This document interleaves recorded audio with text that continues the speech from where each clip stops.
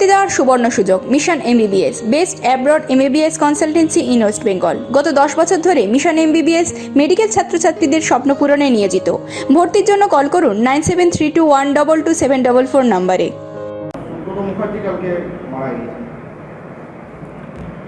সুব্রত মুখার্জির এই মৃত্যু আমার কাছে খুব শোকের, বেদনার, দুঃখের। আমি মাত্র কয়েকদিন আগে 1 নভেম্বর 1টা থেকে 1:30 আমি নিজে এসএসকে মানে পিজি হাসপাতালে তার সঙ্গে আমি দেখা করতে গেছিলাম। তার সঙ্গে আমার দেখা হলো, খানিকক্ষণ ধরে তার সঙ্গে কথা হলো, গল্প হলো, স্বাস্থ্য নিয়ে কিছুটা কথা হলো, কিন্তু বেশিরভাগ কথাটাই সুব্রতদার তার রাজনীতি পরিস্থিতি, যেটা একটা রাজনৈতিক ব্যক্তির করা উচিত সেটাই তিনি করলেন। অনেকক্ষণ যখন আমরা সুব্রতদার মধ্যে গল্পগুজব চলছে, তখন সুব্রতদার মিসেস, তিনি সেখানে ছিলেন, তিনি বললেন যে এরপর আপনাদের যেতে হবে, কারণ আর কথা বলার ডাক্তারের অনুমতি নেই। তো সুব্রতদাকে বলে, সুব্রতদা যাই, আপনি সুস্থ হন, পরে একদিন আপনার সঙ্গে আবার জমিয়ে গল্প করব, আড্ডা মারব। সুব্রতদা মানেই রাজনৈতিক বিচক্ষণতা, নিজস্ব রাজনীতির একটা ভাবনা, তার মৌলিক বিষয়ে নিজের চিন্তার পরিব্যাপ্তি, এবং তার সঙ্গে সঙ্গে হাসি মজা। সুব্রত থাকা মানে হাসাহাসি হবে, সুব্রত থাকা মানে মজা হবে, রাজনীতিও হবে। এই রকম একটা রাজনৈতিক ব্যক্তিত্ব কিন্তু খুব বিরল। আমি যখন মিথ্যা কেসে জেলে আটক ছিলাম, তখন সুব্রতদা বহরমপুর এসে খুব বড় প্রতিবাদ সভা করেছিলেন, তার কথাও আমি তাকে উল্লেখ করলাম। বাকি আলোচনাগুলো তার সীমাবদ্ধ ছিল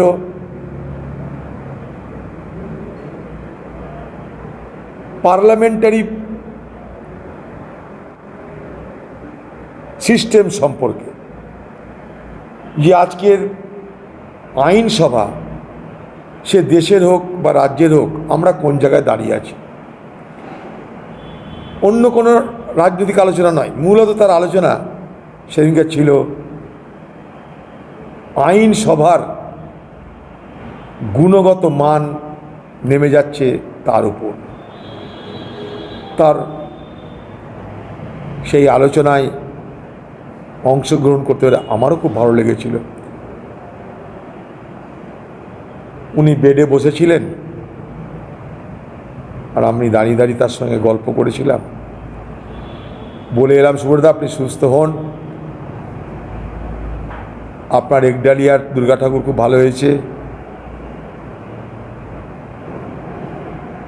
গোটা গায়ে তার দেখলাম নানা রকমের পরীক্ষা নিরীক্ষা করার জন্য কাটা কাটা দাগ, খারাপ লাগছিল।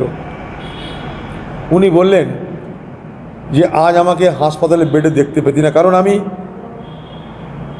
আমার অসুস্থতা নিয়ে আমি হাসপাতালে আসিনি, আমি এসেছিলাম চেক করাতে। হঠাৎ করে আমার শরীর খারাপ হয়, আমি অজ্ঞান হয়ে যাই। আমার মিসেস, আমার সহধর্মিণী সেদিন যদি আমার পাশে না থাকতো, তাহলে আমি এই হাসপাতালের বেডে তোদের সঙ্গে কথা বলতে পারতাম না, এতক্ষণ আমি গত হয়ে যেতাম। তার সহধর্মিণীর ভূয়সী প্রশংসা করলেন তিনি। এত একটা আলোচনার উচ্ছলতা, সহৃদয়তা এবং তার নিজের প্রতি কনফিডেন্স, আস্থা এতটাই ছিল যে কখনো ভুলেও আমার মনে হয়নি যে এই ব্যক্তিটি আর কয়েকদিনের মধ্যে আমাদের ছেড়ে বিদায় নেবেন। ভারী দুঃখ লেগেছে। বাংলার রাজনীতিতে সুব্রত মুখার্জি একটা তারকার নাম, হয়তো এখন বয়স টয়স হয়ে গেছিল বলে সেই যে গ্ল্যামার রাজনীতির সেটা হয়তো তার ছিল না, কিন্তু পলিটিক্যাল স্টারই হয়। তাদের ব্যক্তিত্ব, তাদের বিচক্ষণতা, তাদের নিজস্ব ভাবনা। একটা সময় বাংলার কংগ্রেস দলের ঘরানাটাই এরকম ছিল, একটা জেনারেশন এরকমই ছিল যে আমরা বলতাম মমতা ব্যানার্জি বিরোধী রাজনীতি করেছে, কিন্তু আজ তো ক্ষমতায়, কিন্তু বিরোধী রাজনীতির জগতে এরা কিন্তু বড় উল্লেখযোগ্য নাম। এটা একটা জেনারেশন, একটা ঘরানা। তারা কিন্তু আজ বাংলার রাজনীতি থেকে বিদায় হওয়া মানে বাংলার রাজনীতিতে বড় শূন্যতা এবং একটা অপূরণীয় ক্ষতি হলো বলে আমি মনে করি। ভগবানকে বলবো তার আত্মার শান্তি দিন। শোক সন্তপ্ত পরিবারের প্রতি আমার সমবেদনা। কি আর বলবো, আবার বলছি, খুব খারাপ লাগছে। দেখুন, আমি সেটা বলতে পারবো না, যদি এটা হয় এর থেকে অন্যায় কিছু হতে পারে না। আমি সুব্রতদাকে জিজ্ঞেস করলাম যে সুব্রতদা, আপনি হঠাৎ এসএসকেএমে কেন? তো যে দেখ অধীর, প্রাইভেট নার্সিংহোম ঠিক আছে, আমি যেতেই পারতাম, কিন্তু এসএসকেএমের উপর আমার খুব ভরসা আছে। সরকারি হাসপাতালে এখানকার ডাক্তাররা ভালো, অভিজ্ঞ ডাক্তার, এদের উপর আমার ভরসা আছে, তাই আমি এখানে এসেছি। দেখি অ্যাঞ্জিওপ্লাস্টিতে কী হয়, তাহলে সব ঠিক হবে আপনার। আমি কোনো হঠাৎ করে বিনা তদন্তে কোনো ডাক্তার চিকিৎসাবিদদের উপরে আমি দোষারোপ চাপাতে পারবো না। কয়েকদিন আগে পশ্চিমবঙ্গের যে সরকার, সে সরকারের এক মন্ত্রী এসেছিলেন তৃণমূলের সভা করতে, বিরাট মন্ত্রী তিনি। যখন সেই মন্ত্রী কংগ্রেস করত, আমি নিজে দেখেছি, মমতা ব্যানার্জির বিরুদ্ধে নেচে নেচে গালাগালি দিতেন। একদিন একটা সভায় আমি আমার পাশের লোকদেরকে বললাম যে মমতা ব্যানার্জির সঙ্গে আমাদের রাজনৈতিক বিরোধিতা, রাজনৈতিক প্রতিপক্ষতা, কিন্তু তাকে নিয়ে এইভাবে রাজনৈতিক গালিগালাজ, তারপর নেচে নেচে করা শোভা পায় না। এই ধরনের সভায় আমি উপযুক্ত নই। সে এখন মমতা ব্যানার্জির কাছের লোক হয়ে গেছে, মন্ত্রী হয়ে গেছে, যা হয়েছে তার গুণাবলী আছে। দিদির কাছের মানুষ হতে পারাটাও একটা গুণাবলী। সেই মমতা ব্যানার্জির বিরুদ্ধে নেচে নেচে যিনি বক্তৃতা দিতেন, তিনি এখন বহরমপুরে এসে বহরমপুরের কংগ্রেসকে তথা আমাদেরকে, বহরমপুরের আসন বিজেপি জিতেছে বলে আমাদের মদত আছে প্রচ্ছন্নভাবে, সেই কথা বলার চেষ্টা করছে। দুর্ভাগ্য, গোটা পশ্চিমবঙ্গে বিজেপি পার্টিটাকে যারা এনে দিল লাল কার্পেট বিছিয়ে, ৭৭টা এমএলএর ব্যবস্থা করে দিল লাল কার্পেট বিছিয়ে, কংগ্রেসকে আর বামকে খতম করে, আজকে তাদের মুখে শুনতে হচ্ছে বহরমপুরে বিজেপি কেন জিতল। এই বহরমপুর শহরকে তো আপনারা ধ্বংস করেছেন, তৃণমূলের নেতা নেত্রীরা। বহরমপুর শহরের পৌরসভা কংগ্রেসের ছিল, ভোটে জিতে আমরা পৌরসভা পেয়েছিলাম, গায়ের জোরে পুলিশ দিয়ে মস্তানি করে সেই পৌরসভা ভেঙে দিয়ে বহরমপুর শহরের উপর থেকে কংগ্রেসের কর্তৃত্ব আপনারা ধ্বংস করতে চেয়েছিলেন। বাংলার মুখ্যমন্ত্রী মনে নেই আপনার? আপনি না বলেছিলেন একবার আমাকে দাও মুর্শিদাবাদ, আমি দেখিয়ে দেব আমি কি করতে পারি। এই বহরমপুর শহরে কংগ্রেসের প্রার্থী ছিল মরহুম নুরুল ইসলাম চৌধুরী,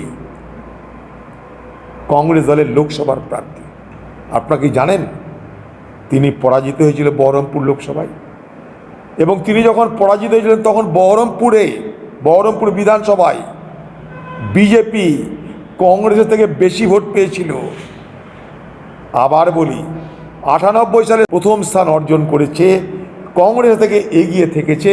তখন কিন্তু মোদি ছিল না, অমিত শাহ ছিল না, মোদির এই আওয়াজও ছিল না, আচ্ছা দিন লায়েঙ্গে এই স্বপ্ন দেখানোর লোক ছিল না।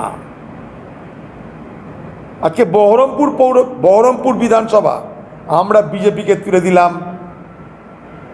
আর মুর্শিদাবাদের বাদী বিধানসভাগুলো কি আমরা তৃণমূলকে তুলে দিয়েছিলাম? যদি একটা বিধানসভা আমরা বিজেপিকে তুলে দিই, তাহলে বহরমপুরের বাকি যে 14টা এমএলএর আসন ছিল আমাদের, সেগুলো কি আমরা তৃণমূল হাতে তুলে দিয়েছিলাম? সেখানে আপনি বলবেন আমরা যোগ্যতা জিতেছি, কিন্তু বিজেপির বেলায় কেন এই কথা বলছেন যে তাদেরকে আমরা জিতেছি? বিজেপির যদি নিজস্ব যোগ্যতা না থাকতো, তারা তো ৭৭টা আসলে জিততো না। এই যোগ্যতা কেস তাদেরকে সরবরাহ করলো, এই যোগ্যতার রসদ তাদের কাছে কে পৌঁছালো? এই তৃণমূল নেত্রী। এই বাংলায় একদিকে আপনি জিতেছেন দেওয়া থোয়া রাজনীতি করে, জনমোহিনী রাজনীতি করে, আরেক দিকে আপনি জিতেছেন সাম্প্রদায়িক রাজনীতি করে। মুর্শিদাবাদ, মালদা, দিনাজপুর, মুসলিম অধ্যুষিত যে সমস্ত জেলাগুলো আছে, সেই সমস্ত জেলায় কংগ্রেসের সম্ভাবনা প্রবল ছিল। কিন্তু মোদি এসে এই বাংলায় যে সাম্প্রদায়িক রাজনীতির ডঙ্কা বাজাতে আরম্ভ করলো, তাতে বাংলার ধর্মনিরপেক্ষ মানুষ আতঙ্কিত হলো, বাংলার সংখ্যালঘু আতঙ্কিত হলো, এবং সেই সুযোগে মোদি একটা অংশ ভোট পেল, দিদি একটা অংশের ভোট পেল। মোদি প্রচার করলো হিন্দুরা তোমরা এক হও, তৃণমূলকে আমরা হারাবো। মুর্শিদাবাদে এসে, আমি অন্য জেলা কথা বলছি না, স্পষ্ট করে শুনে রাখবেন, দিদি যখন দক্ষিণবঙ্গে প্রচার করে তখন মন্দিরে মন্দিরে যায় হিন্দুদেরকে তুষ্ট করতে, আর দিদি যখন মুর্শিদাবাদে মালদায় আসে তখন মুসলমানদের কাছে মুসলমানদের মাসিয়া হওয়ার চেষ্টা করে।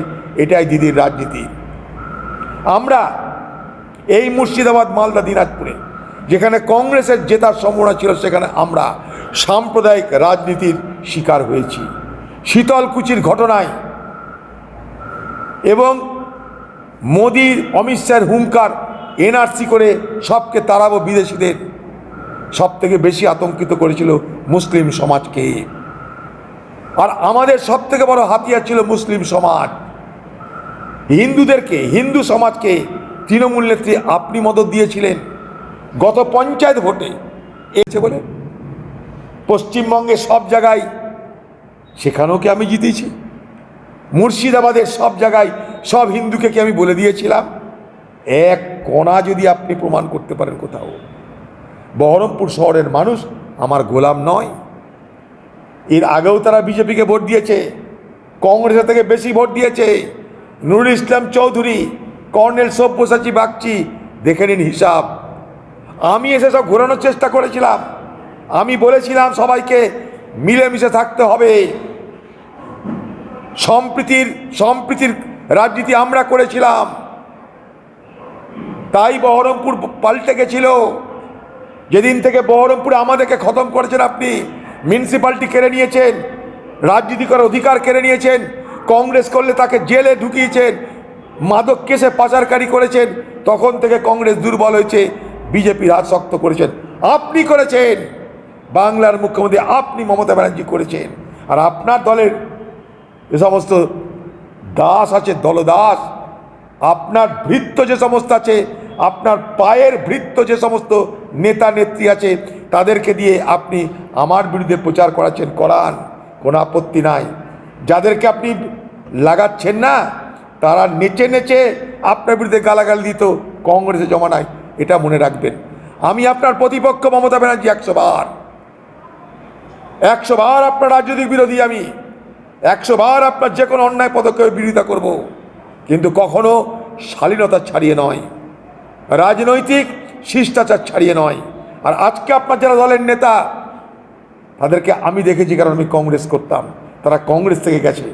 আপনার বিরুদ্ধে কী ধরনের গালিগালাজ, ব্যক্তিগত আলোচনায়, মঞ্চে আমার সব জানা আছে। অতএব এক কণা প্রমাণ করে দিন। আবার মুর্শিদাবাদের মুসলমানদেরকে অধীর চৌধুরীর বিরুদ্ধে ভরকাতে লেগেছেন, কারণ আপনার সব কিছু মুর্শিদাবাদের মুসলমানদের কাছে প্রকাশ পেয়ে যাচ্ছে। তাই আপনার দলের নেত্রী এসে প্রচার করছে অধীর চৌধুরী বিজেপি। আরে আপনি আয়নার সামনে দাঁড়িয়ে বলুন, এ বাংলার বিজেপির মদতদাতাকে আপনি। আপনি আয়নার সামনে দাঁড়িয়ে বলুন, অটল বিহারী বাজপেয়ীর বিশ্বস্ত সৈনিক ছিলেন আপনি। আপনি আয়নার সামনে বলুন, আরএসএসের সভার প্রধান বক্তা ছিলেন আপনি। কুলের কথা খুলে যদি বলা যায়, দিদি সব কিছু বেরিয়ে পড়বে। আপনারা আত্মসমর্পণ করতে পারেন বিজেপির কাছে, কংগ্রেস নয়, অধীর চৌধুরী নয়। পশ্চিমবঙ্গে কিন্তু অ্যাক্সিডেন্ট যাতাহারে বাড়ছে। আমি কয়েকদিন আগে ভরতপুরে গেলাম, সেখানে দেখলাম দুটো যুবক ছেলে মোটর সাইকেল চালিয়ে আসছিল, পিষ্ট হয়ে মারা গেল। তাদের বাড়িও গেছিলাম। রাস্তা সম্প্রসারণ হচ্ছে, ঠিক আছে, রাস্তা বাড়ানো দরকার, ঠিক আছে, কিন্তু বাকি যে সমস্ত রাস্তায় যানবাহন পরিচালনার জন্যে নিয়ম নীতি দরকার, সেটা কিন্তু নেই। আপনি বলুন, এই পশ্চিমবঙ্গে শুধু দুর্গাপুর এক্সপ্রেস ওয়ে ছাড়া আর কোনো কি রাস্তা আছে যেখানে রোডের উপর দিয়ে গরু, মোষ, সাইকেল সব চলছে না? বলুন, একমাত্র দুর্গাপুর এক্সপ্রেস ওয়ে, যেখানে রোডের উপরে আর কি চলে না, শুধু গাড়ি চলে।